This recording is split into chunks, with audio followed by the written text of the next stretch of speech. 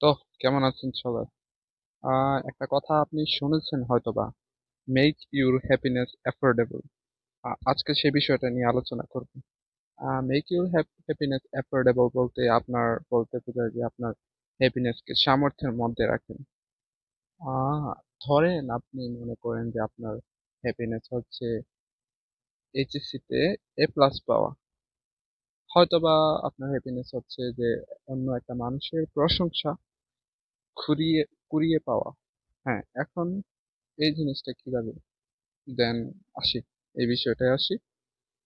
ধরেন যে আপনি হয়তো বা আপনার হ্যাপিনেস হচ্ছে 2 বছর এইচএসসি তে A+ পাওয়া, তো এর জন্য আপনাকে 2 বছর আপনাকে টানা খাটতে হবে, আপনাকে অনেক পরিশ্রম করতে হবে।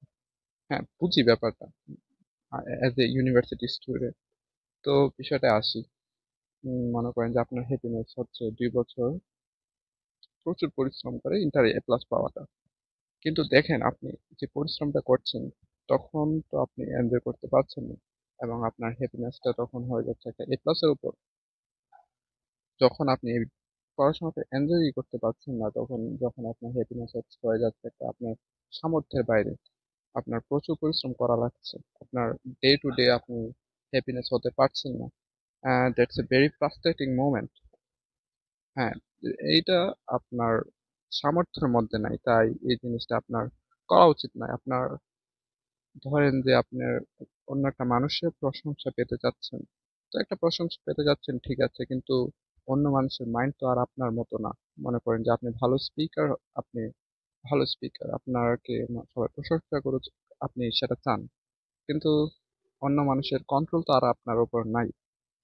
এই যে আপনি অন্য মানুষের প্রশংসা চাচ্ছেন, সেটাই হচ্ছে মেক ইউর হ্যাপিনেস অ্যাফোর্ডেবল, এই শব্দটার একটা পরিপন্থী শব্দ। মানে এই শব্দটা আপনার আম, একটা বিপরীত শব্দ। যেমন আপনার এই শব্দটা আপনার কারণে আপনার দেখা যাচ্ছে যে অন্য মানুষ আপনাকে প্রশংসা করছে না, তখন আপনি ফ্রাস্ট্রেটিং হয়ে যাচ্ছেন, আপনি ফ্রাস্ট্রেশনে চলে যাচ্ছেন। তো এই বিষয়টাই আসলে ব্যাখ্যা করার চেষ্টা করেছিলাম, যে আপনার হ্যাপিনেসকে আপনার নিজের আওতার মধ্যে রাখুন। যেমন আপনার হ্যাপিনেস হতে পারে, যেমন আজকে সকালে ফুল গাছটায় পানি দিলাম, ধরেন আজকে একটা ভিডিও তৈরি করলাম, এটা আপনার হ্যাপিনেস হতে পারে। আপনার হ্যাপিনেস হতে পারে আমি আহ, একটা কিছু লেখালেখি করলাম, আপনার হ্যাপিনেস হতে পারে যে আপনার আহ, ধরেন যে একটা বই পড়লাম। এই জিনিসটা আপনার মানে ডে টু ডে লাইফে আপনি কিন্তু অ্যাপ্লাই করতে পারবেন। তাই বলছিলাম যে যখন আপনার হ্যাপিনেস অ্যাফোর্ডেবলের মধ্যে রাখবেন, তখন আপনার অটোমেটিক আপনার হ্যাপিনেস ভালো হবে। ধন্যবাদ।